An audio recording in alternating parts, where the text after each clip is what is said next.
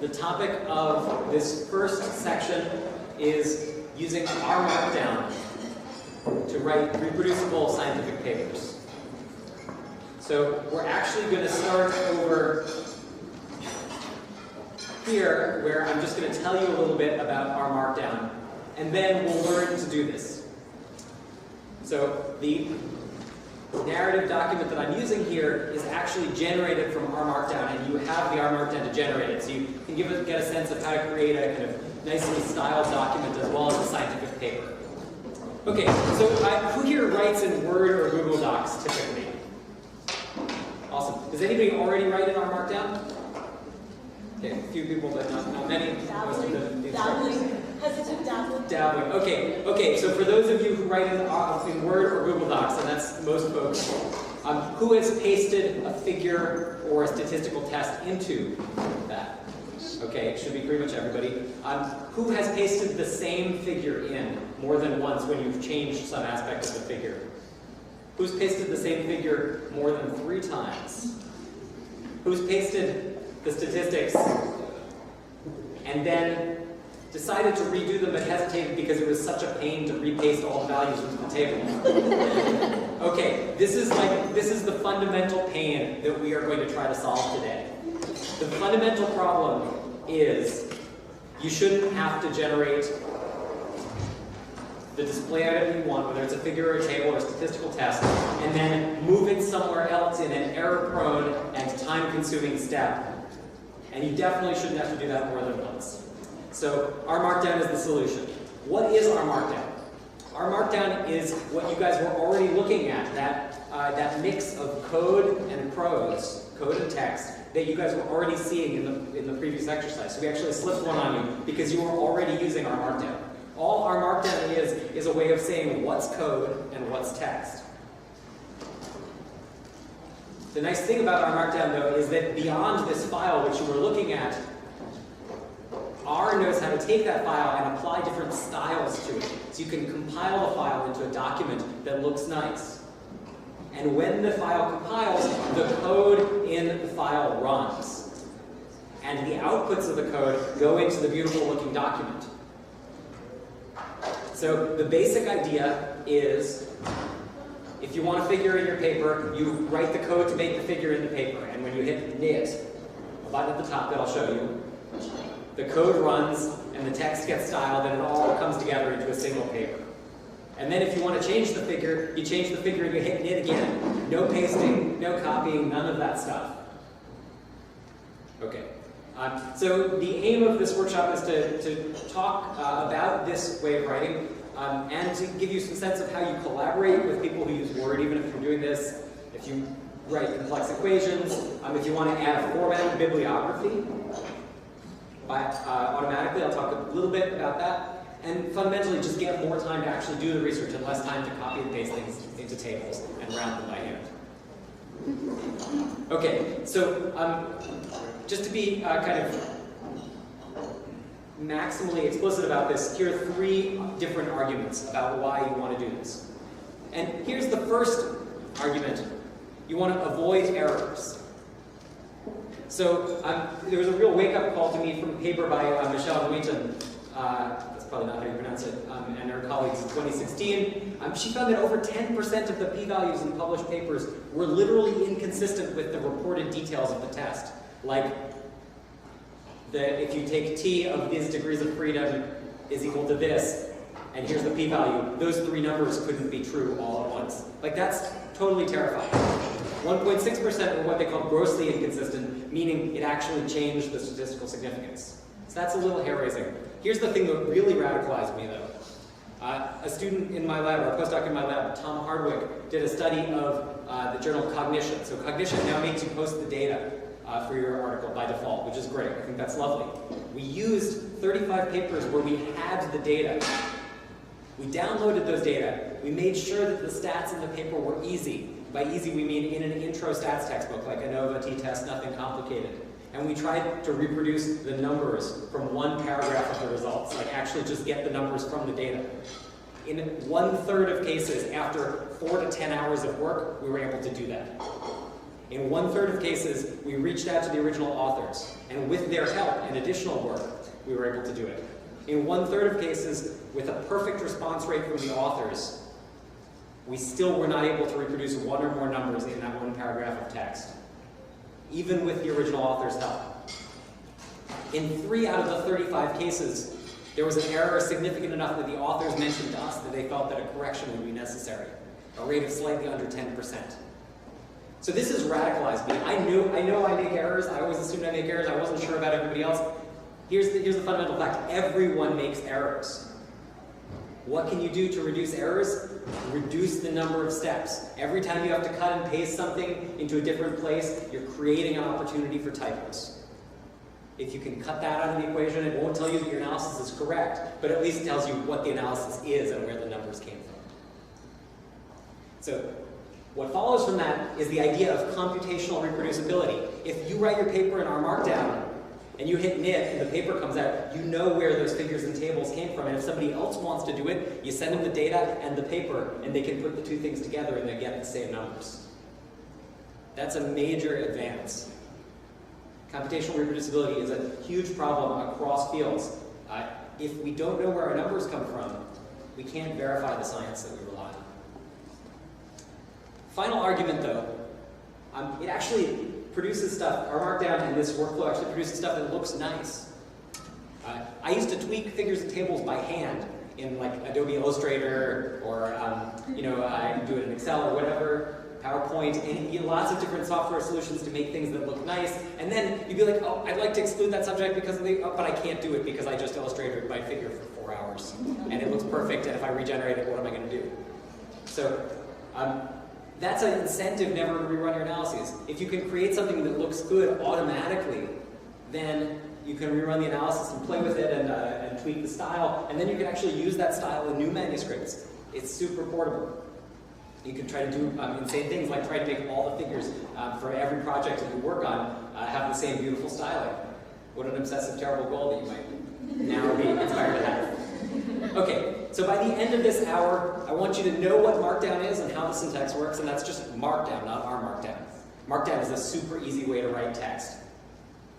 Second, I want you to see how to integrate code and data in R Markdown. Third, I want you to understand the different output formats from R Markdown and how to generate these. And finally, we're not going to do this together, but I'm going to show you how to generate APA format files with the package called Papaya. Spelled Papaya. Okay, so let's start together. So what we're going to do is fire up RStudio and create a new R Markdown file. Wait, like what happens if you like closed your computer and went to lunch and came back and now where is stuff? Doesn't matter Great. just yet, but it will matter soon, and we'll work on it. But right now, you're in, for all intents and purposes, an empty R session. So what I'd like you to do is go to File, New File, R Markdown, and then hit OK.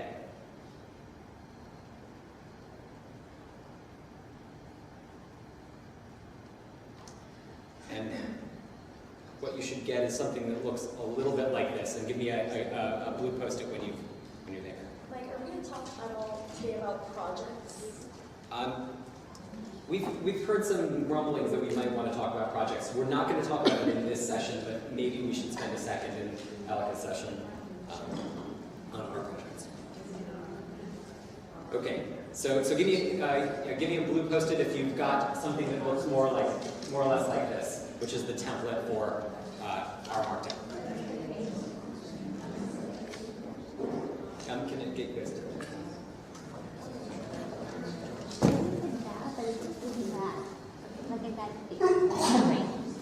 So you need to put in some things there. Okay. But just like the amount. Yeah, you can choose any of them. Yeah, you're fine. So just put in what you want and then it'll do that. Okay.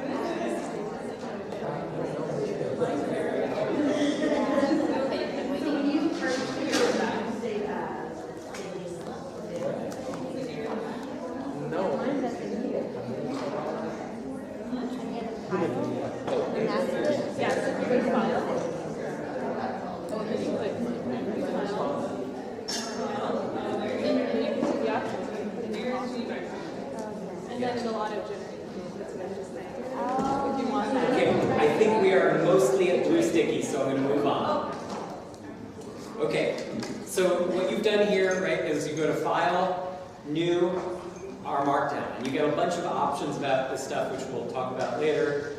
Don't worry about it for now. You hit OK, and you get this template. So this is like a kind of an unfilled template for our Markdown file. You'll notice a bunch of things about it that look kind of similar to what you were looking at before. It's a mix of code and prose with some little symbols in there. We'll talk about what each of those mean. For now, I just want you to do one thing, which is to go to this button called knit. So knitting is the fundamental act of compiling this document and turning it into the presentation format that you want. So just watch me do it, and then we can do it together. I have to save it. I'll call it sample RMD. I hit knit, and what happens is it compiles, and it shows up in what's called the viewer window. The viewer window is showing me what's been compiled out, which is this document. So I can actually pop it out if I want, and it'll open in my web browser. So this is now over here in Google Chrome. And so I've got the beautiful document title Untitled, and it mixes code, links. It actually shows what my code is. That's an option. Here's the output of running that code, and here's a plot that's rendered directly into the document. So that's what happens when I hit the knit button. I'm compiling this into HTML, hypertext markup language, or a web page, which is why it's being viewed in Google Chrome. So before you try this out, let me show you the knit button. If you pull down that arrow, there's a bunch of different knitting options. I knitted to HTML before by default, but I could knit to a PDF. And here I am in preview with my beautiful PDF version of this thing. Or, if I'm collaborating with somebody who's using Word, I could knit to Word.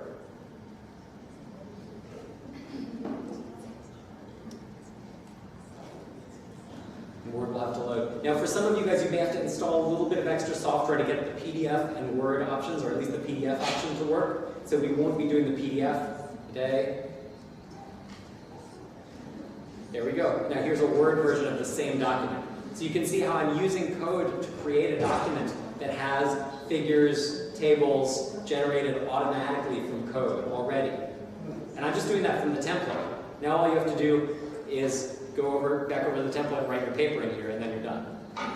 Of course, writing the paper is the problem now. But that's the point, right? Writing the paper should be the problem, not figuring out how to present it.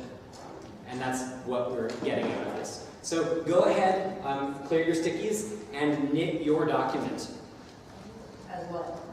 As HTML for now. You could try HTML first and make sure that it works. And then if HTML is working, try Word. PDF probably will not work for most of you guys because of software install issues. And give us a pink sticky if you have trouble with the HTML, and we'll go over and try to work things out.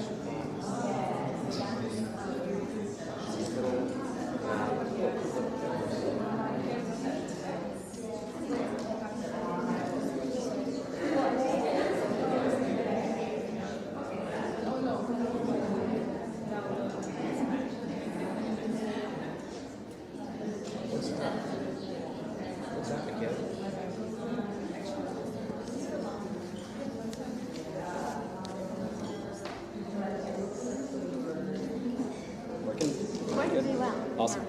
Yeah, like you said, PDF is not working. Yeah. It's awesome.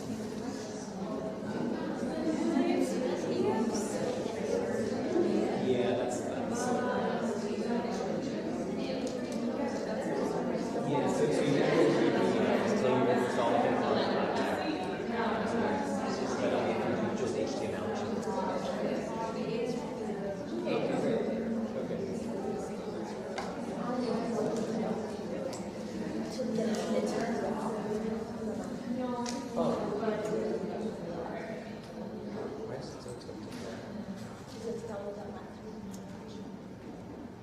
Okay, looks like most folks have gotten HTML to knit, and Word also is knitting for a lot of folks. PDF will mean that you have to install something called LaTeX. That will take a little while just because it's a large install, but don't worry about it. Some instructions are actually down here in the tutorial later if you want to look back. Okay, so I'm going to teach you more about how to write and style documents using R Markdown, but you're already 80% of the way there, right? Because when we go over here, you know that you write text in the text place and R code in the R code place. Voila, that's it. And you'll get something that's styled more or less the way this template is styled. And that's already a big advance. So actually, just using this template is how I get started with folks in my lab. So when they are doing analysis, they write their R code in an R Markdown file. They write descriptive text about it, they hit knit, and then they go over here to the viewer window, and they go up to this tab, and they hit publish document. And this actually goes ahead, I'd have to install some packages to do it, but it would share things on an internet service called RStudio Connect or something. It would just put them on the web as an HTML document. And that would allow me then to get sent a link to that analysis with the figures, tables, code, text, all together. RPubs, here we go.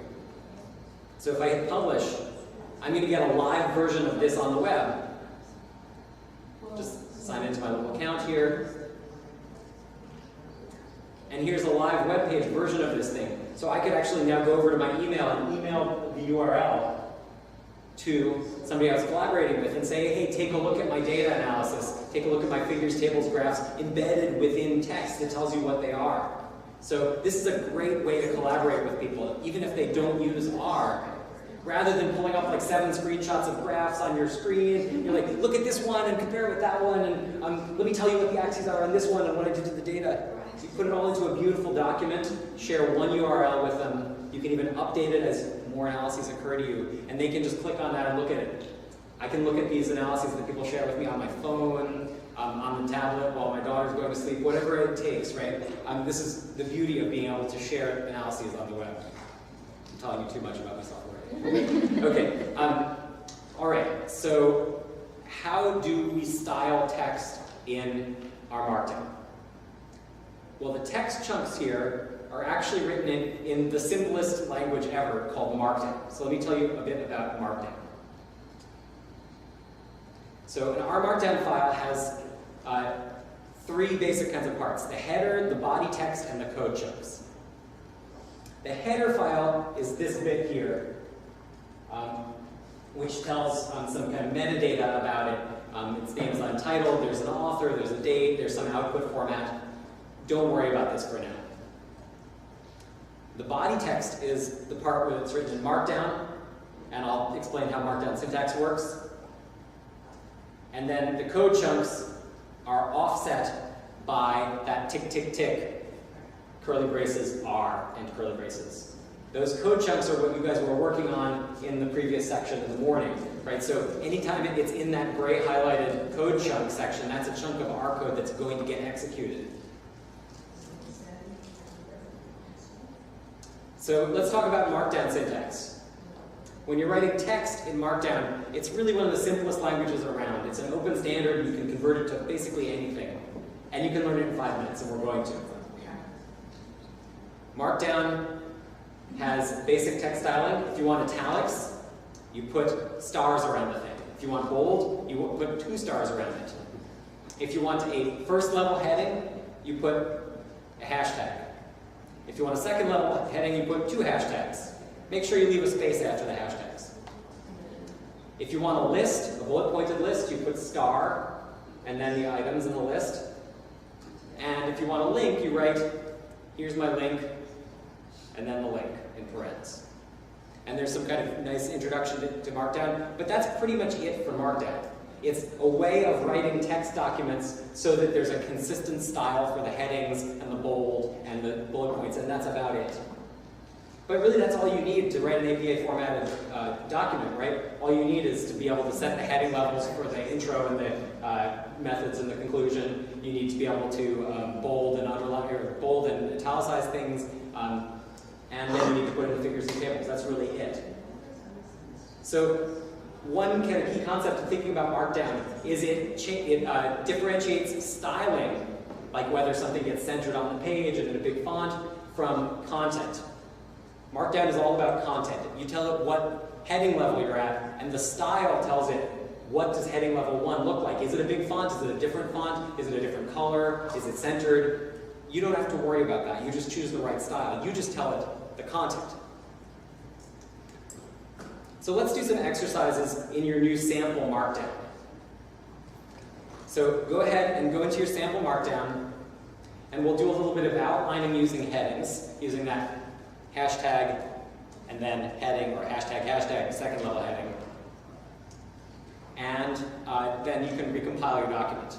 Second exercise is to add a table of contents, which involves adding this talk:"true" to the heading. And then if you want to get fancy, you can make a floating table of contents, which looks cool, but doesn't actually do anything different, just stays on the side. So if you're wondering about any of the code in this thing that I'm showing you, you actually have that code on your computer already. So before you do the exercises, let me show you where that is. So I'm going to, because I've restarted R, I'm going to go back to my working directory. So I'm in the session window up here. I'm going to set working directory to source file location. So that's the same thing that we did at the beginning of Jessica's session. I'm just going to get into the right directory. And then I'm going to hit open, and I'm going to open the rmarkdown handout.rmd. So that rmarkdown handout.rmd in the zip file that you downloaded is this exact handout that I'm showing you, but written in Markdown. So this styled HTML thing that I'm showing you is actually written in the same language that we're using. And we're kind of down here over at the rmarkdown syntax chunk around line 112. So if you need the rmarkdown syntax, it's kind of down here. Okay. So go ahead, get started, try playing around with the formatting in this sample rmarkdown template that you already opened and that you already did. Go ahead and go through these 3 exercises. Let us know if you're having any problems, and we'll reconvene in just a second. Okay, let's come back together. So I saw a bunch of floating tables of contents and a bunch of folks rendering. I want to bring a couple things to your attention, though. So first, you should have this rmarkdown cheat sheet. So a couple people ask me, how do you remember how to do X? And the answer is, I don't. I don't know how to do X. But I do know how to look it up. So all of this stuff, we're teaching you all these new skills, and they're hard to remember. Don't bother remembering them. Use these great cheat sheets that we handed out, which are available on the RStudio website. And then also just Google your error message. So 95% of being a good statistical programmer is writing in what you want to do, getting a Stack Overflow page, pasting in the solution, and trying to adapt it to what you want to do.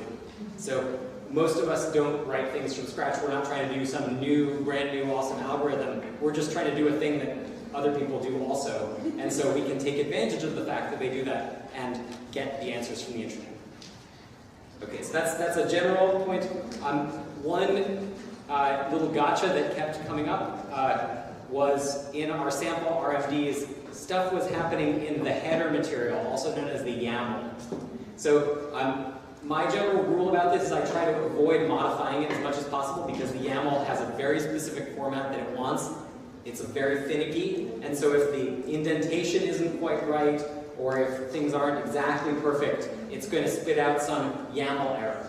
What does YAML mean? It doesn't really matter. It means yet another markup language. But that's not really important. This is just its own kind of separate header material, and I generally try to avoid modifying it. So if I end up with some kind of funny error message, like say I put in the table of contents,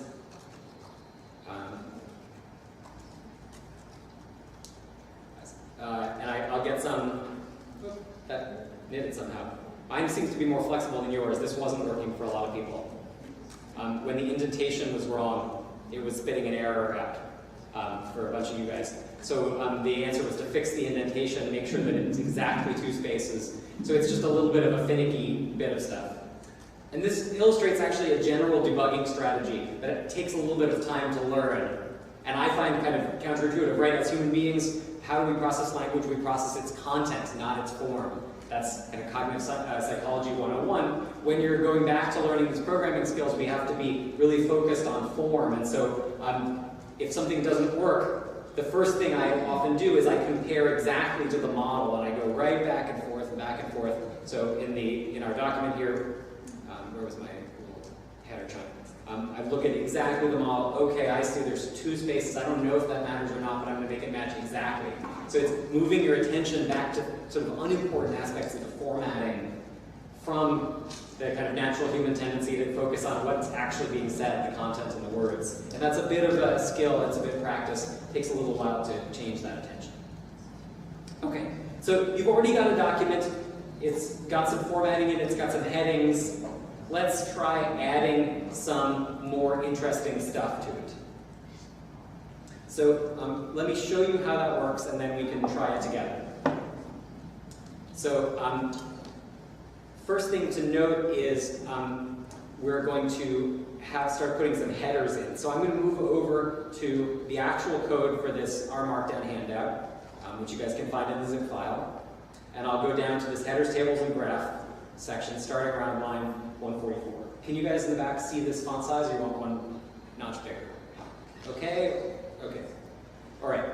So this guy, this gray highlighted thing, as we said, is called a chunk. That chunk, in this case, this one just loads some libraries, but that chunk can have what are called options. So we can tell R what to do with this code when it compiles into the init document. So the simplest thing that I could do is I could say echo equals false.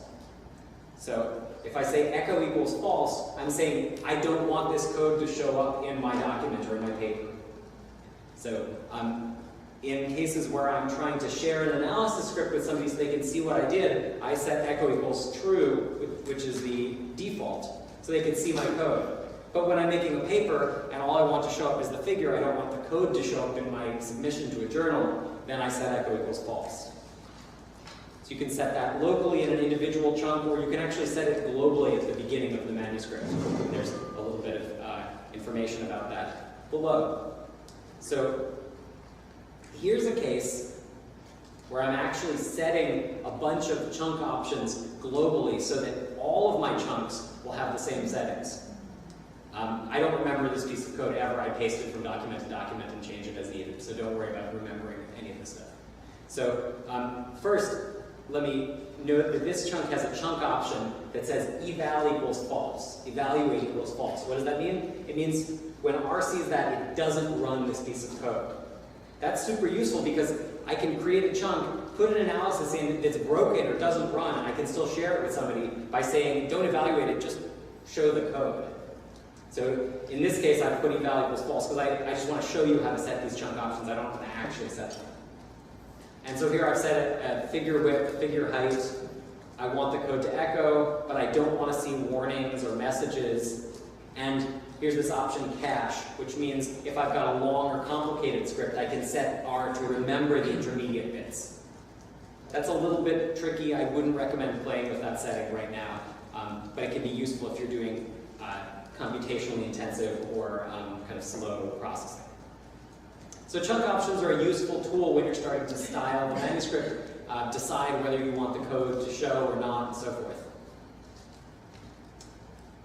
Let's now look at how to put graphs and tables into your R Markdown. It turns out to be really easy to include graphs. As long as you know how to make those graphs, you can get them in the document, no problem. All you do is you make the graph, and the output graph goes into the document. So in this case, I think I have to do a little bit of librarying on the console. I have to load tidyverse.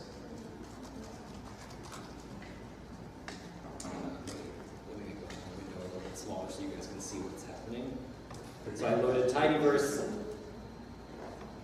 and now I'm going to run this chunk here, which has a command that Alka may be teaching you a little bit about in a second, which makes a pretty plot. Now, by including this chunk in my code, by default, that plot is going to end up in my knitted manuscript. And if I switch back over to Chrome, you can see that when I scroll down, there is the code, and there's the plot. And it looks a little bit bigger here because I've set my chunk options to have a slightly bigger plot window. I could change the size by using those chunk options. So literally all you have to do is make the plot, and then it's going to show up in your manuscript, which is awesome. No copy-paste, no file renaming, none of that stuff. And if you want to change the plot, you just change the plot. So that's like 75% of the value added right there. You can also include, like, if you've got a table, or sorry, not a table, but like a diagram or something you've made as an image of your stimuli, you just use this include graphics and then the path to the file. So that's an easy way to get a PNG or a JPEG or some other graphical format into your manuscript. And that'll knit in the same way. So there's literally nothing else to teach you about including plots, but in the next section, Alka will be teaching you how to actually make those plots, and maybe if we get time, we'll even stick one into your sample or Markdown so you can see how that works. Tables. Tables are a little bit trickier. It's not tricky to make a table, it's tricky to format a table right, because APA formatting for tables is complicated and tricky to begin with. But it turns out there are a bunch of different ways to get a nice table embedded in your manuscript. The knitter package, which is what is doing the knitting, actually comes with the cable function, which is versatile and makes perfectly reasonable tables. They're not APA formatted, but they're very nice and easy to read. That's what I recommend starting with.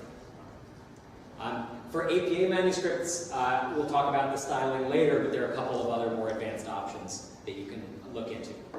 Worst comes to worst, you can output your APA manuscript in Word and fix the table at the very last step by hand if you just have to have an APA formatted table and can't figure out how to get it in code. No shame in that. At least the numbers in the table won't have been pasted in by hand. So let me show you what the cable function does. So I'm using this data set. I'm using this data set called empty cars, which is kind of one of the built-in data sets for the library that we're going to be using ggplot. So empty cars just has a bunch of stuff about cars. Doesn't really matter what it is. So if I go head empty cars, right, that's our head function, and that gives you the first 6 rows by default. But if I have this this display of it, it's not going to look very nice. It's kind of wrapped around. It's not clear what's going on. What I want is something that's nicely styled. So what I'm going to use is this cable function. So if I take cable of head of empty cars, and I'm going to have to do a library here, which is in the script. Library knitter. Cable head of empty cars. I get this thing that comes out. Now that looks kind of weird. If I move like that, though, it's clear, oh, this is like a text version of kind of a nice table. It's got these like sort of text pipes. Now the key thing is what happens when knitter gets this table, because this is actually in a Markdown formatted table. And so when knitter gets this table, it's going to turn it into something that actually looks really nice. So even though it doesn't look beautiful in this version, when I go over to the knit version, it turns out looking like this, which is actually quite a bit easier to read and quite a bit more styled than it would have been otherwise. So cable is a really simple option that you can just run to get good tables, and then, like I said, do the APA stuff later. And also note that this is like a kind of big bugaboo of mine, is the table with like 77 decimal places in the mean, and you're like, it's really wide because there's so many decimal places. Oh, do I round it by hand? But then I might make a rounding error. Oh, this is a pain. Just setting the number of digits will automatically round to those digits. So that's another huge win in terms of reproducibility and lack of errors, because that's a lot of numbers to round by hand. I would screw up at least 3 of those. Okay. Statistics. The next big win it's really easy to include statistical tests of various types. There's a package called Broom. Broom is for sweeping up the outputs of statistics. These are all like cheesy metaphors. They're lettered throughout the R community. So the Broom package does a really nice job cleaning up the output of various different statistical tests. So what I'm going to do here is show you the output of a linear model. So I've got mod, which is just the variable that I'm assigning the linear model to. And then LM is linear models, linear regression. Miles per gallon is my dependent variable, and my independent variables are horsepower and cylinders in the engine. So I'm using this cars data set. Just kind of as an illustration it came with it. So that's my regression, is miles per gallon is a function of horsepower plus cylinders. We assume that you get fewer miles per gallon, you get worse gas mileage if you've got more horsepower or more powerful engine. And then I'm going to do this command here. So let me break it down for you. I've got mod, which is my linear model object. I say tidy, which is what Broom gives me. It gives me the function tidy, which knows how to make it look pretty, that output of the linear model. And then I run cable with 3 digits of precision on that. And I get a table that shows me my regression coefficients. So intercept, 36 miles per gallon is the intercept. But for every additional horsepower unit, you get less mileage per gallon. And for every additional cylinder, you get less mileage per gallon, right? And the cylinders are really significant, but the horsepower is not. Linear regression in a nutshell. So this functionality means that if I know how to do a statistical test, I can then tidy it into something that's easy to report. Of course, it may take a little work to clean this up. We might need to rename a bunch of fields in the table. So we'd want HP to be horsepower in our published manuscript and so forth.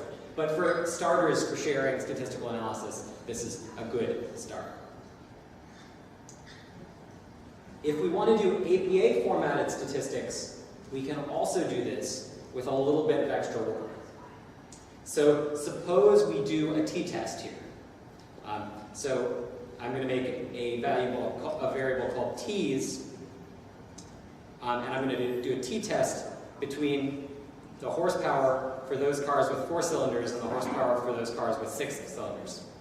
And I've done something a little tricky here. I said with empty cars, so I didn't have to write empty cars $HP, empty cars $sil. So this is a little bit of kind of syntactic trickiness to make this command look a little nicer. So I do that t-test, and now I want to insert the outputs into the document. Let me show you how to do that. So here's my t-test. So let me run that, and let me show you what the t-test actually looks like.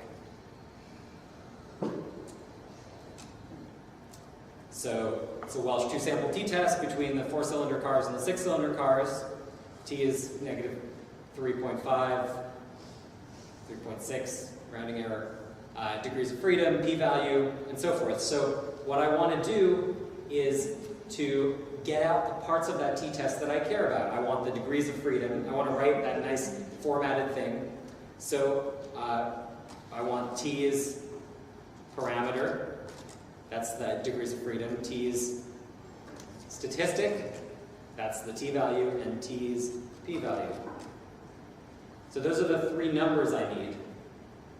And what I'm going to do is I'm going to insert those into text by putting a teeny little bit of R code in my text. So this is the kind of cute trick that our Markdown lets us do, and it's happening in this paragraph. So take a look at how this paragraph is structured. So what we've got here is $T, which means I'm going to format this like math, parentheses, and then I've got this little tick mark, which tells me there's an inline chunk of R code. So I say tick R, round T's parameter 2. So that's my R command.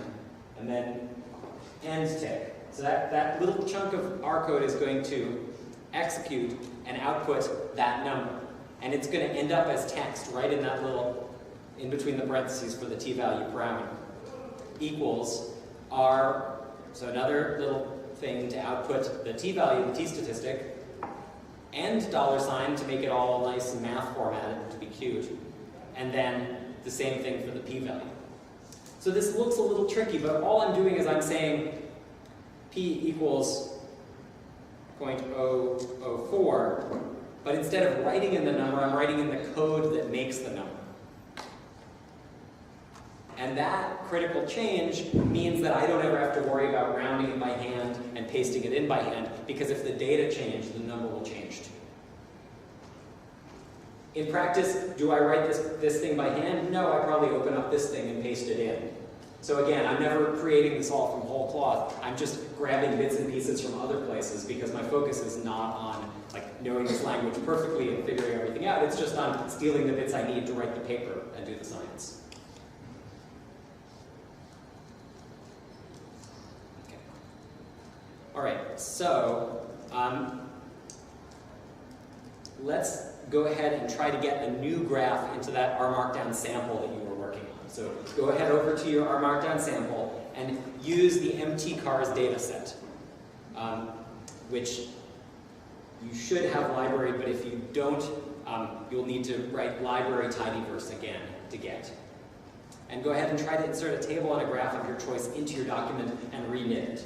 If you're feeling uninspired, we haven't taught about graphing yet, you can say hist empty cars MPG, which will just give you a histogram of the miles per gallon. That'll create a little graph that you can see if it renders into your document. And if you're feeling really inspired, this works really well, go ahead and try putting some statistics into it. But don't worry about it. Just go for a table and a graph if you're working on it, and you can paste those materials in from the R Markdown handout. So you can use this document that we provided and take the bits and pieces that you need, like, for example, this table, or the figure code over here. Cool. Go ahead and give us a red sticky if you're having trouble, blue sticky. Let me first try to explain. I'm going to do two kind of global announcements here. So the first thing I want to do is explain a little something that came up a bunch of times for folks about libraries. So R has a session that's open when you open R. So a session is like a kind of variable state in memory, in library state in memory. So when I go to the console and I've put in some variable, I can get it back. If I've loaded a library, I can use that library. But when I go to knit and R Markdown, none of those variables that are in the console state carry over into the R Markdown. The R Markdown, the idea is it's a self-contained document, so when you hit knit, it opens a new copy of R, runs everything in there, and then closes. Now that's a feature because it's self-contained, so nothing you did on the console ever affects what happens in the knitted document. But it means that even if you did all the computation right and you loaded all the libraries on the console and you ran all the code, if you don't load those libraries in the document itself, it's not going to knit properly. Okay, so that's observation number one. So that's kind of the cause of a number of problems I saw is stuff was working in the console, but it wasn't fully set up in the R Markdown. So one way that I debug that kind of situation is I go through and I go to session at the top and I hit restart R. And it'll say restarting R session, and that unloads everything and kind of dumps everything out. So now my TS thing that was working just does something completely different. It's useless now. All of that, and if I say qplot x, y, it says, what's qplot? I can't find that function because I haven't loaded all those libraries. Then I would go through and to debug, I would run each of the chunks and see if they worked. So summary is going to work and plot's going to work, but if I wrote qplot pressure, it's going to say can't find function because I didn't have that library statement in here. So to fix that, I would usually at the top say library ggplot, etc. So in other words, thinking about the R Markdown as its own self-contained set of instructions that are designed to be run without ever having done anything else on the console, it's a good way to think about it. So that's kind of thing one that I want to note. Thing two is you guys thought I was joking about Googling the error. I'm not. That's not false modesty, that's not joking. Many of you have seen me model this because your R didn't install right, or your tidyverse didn't install right, and what I did is I took the error message and I pasted it into Google and tried to figure out what was happening. It is really, really good. This is the strategy. So, for example, in this case, error in qplot pressure could not find function qplot. What does that mean? I don't know, so I'm not sure which of these. I'm going to check this out, see if they said this doesn't look like it applies to me, okay. Well, maybe pressure was my variable. I was going to say could not find function qplot. ggplot functions did not work. Why do my ggplot functions not work? I've looked for hours. What's going on? Okay, and then somebody says error could not find function. Okay, could not find some function. There are a few things you should check. Did you write it correct? Did you install the package? Did you require that package or library that package? Oh, okay. Okay, I didn't library. So this is literally my process for fixing anything. And that sounds crazy, but it works. If I don't understand the things that it says in the answer, I look those up in the next window. Lather, rinse, repeat. You just keep looking things up until you understand the problem. Now, that tree of looking things up can be pretty deep at the beginning. But as you get a little bit of context, you get some intuitions about how to look things up and what's relevant, and then it gets a lot faster. Okay. So, I'm moving back over to our Markdown. I'm going to end this session by talking about two things, which I will show you, but we won't do together. The first is collaboration, and the second is writing APA formatted manuscripts. So how do we collaborate using our Markdown? There are a bunch of different ways to do this. No one is perfect for every team. I'll tell you what I do in my lab. That doesn't mean you have to adopt this workflow. We do two different kinds of things. The primary thing that we do is that we create a repository on that site, Github, that you saw, and then we collaborate using that repository. So if we go back over to the Open Science tutorial, you can see that I noted that I had this kind of bad example of Bob. I named a variable Bob. That seems like a silly example, so I actually opened an issue in my repository to fix that for next time. So you too can open issues if you notice bad examples in here or things that don't work in this tutorial. So please give us feedback by going to that same link and hitting New Issue. Fix it. Submit issue. No, close it. Okay. So GitHub is a site for collaboration. Jessica, Elika, Melissa, and I collaborated on this tutorial, which was in our Markdown, by using this site. So GitHub hosts a copy of these R Markdowns. We download a copy onto our computer, change it, and push that changed copy back up to GitHub. This is a very powerful workflow using GitHub as a kind of version control software. This is what people do to develop software in commercial contexts. It's widely used throughout industry.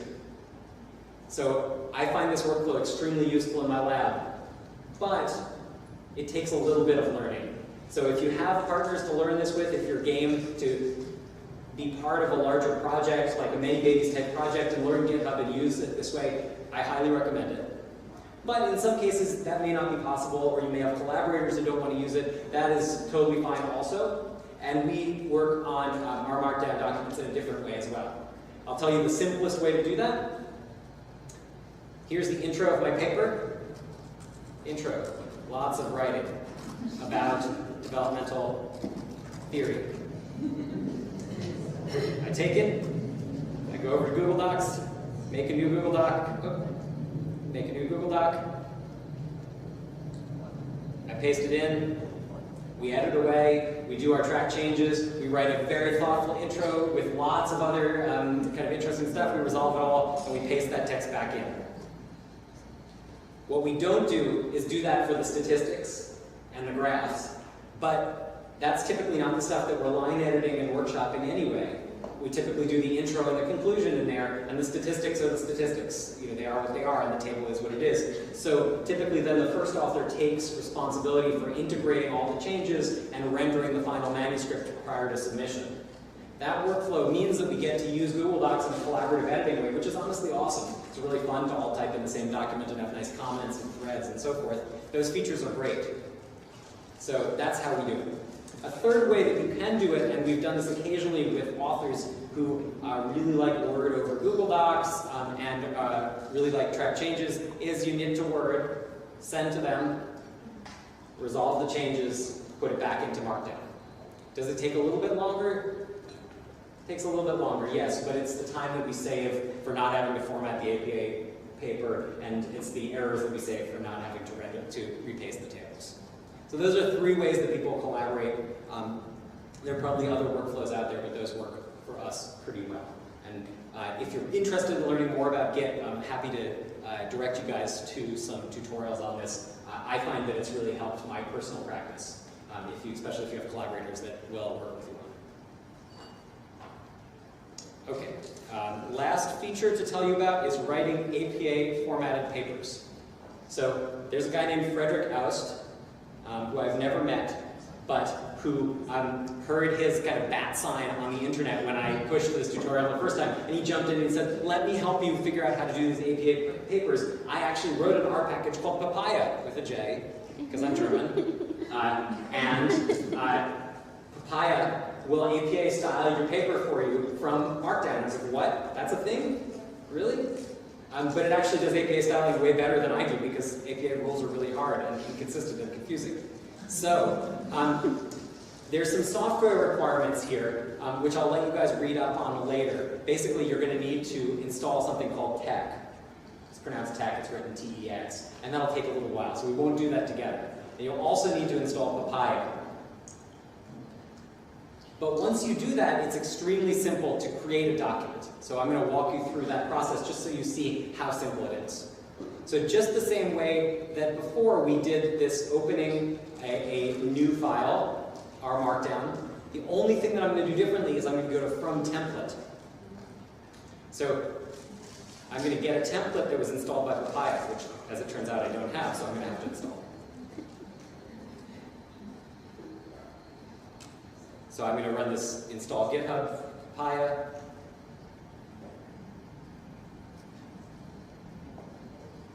And it installs lots of stuff. And then I can now get a new file, our Markdown template, Papaya APA 6th edition article. So I hit OK, and I get a template. So now my template looks a little different than it did before.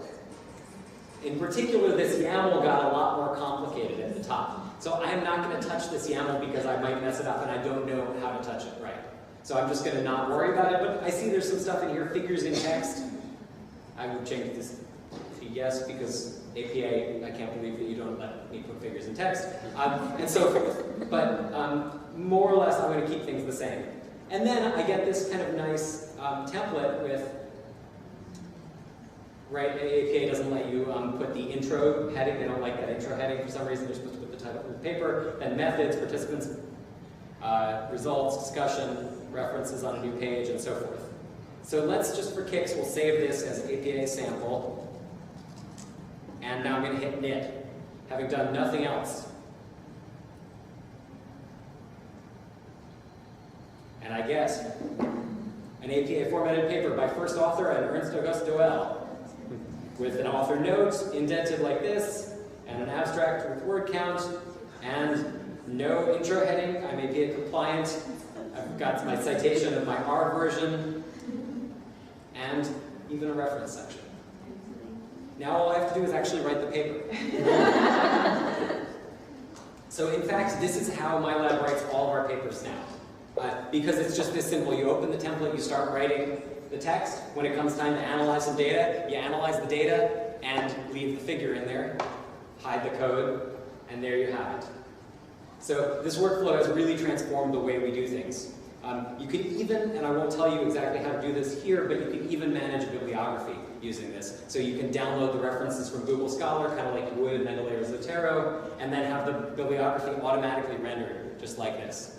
There's documentation in our tutorial about how to do that. So this is an exciting way to create manuscripts that are completely reproducible, meaning you know exactly where each figure, table, and number came from. And, more importantly, it saves you time and APA formatting stress. Okay, so I'm going to end there.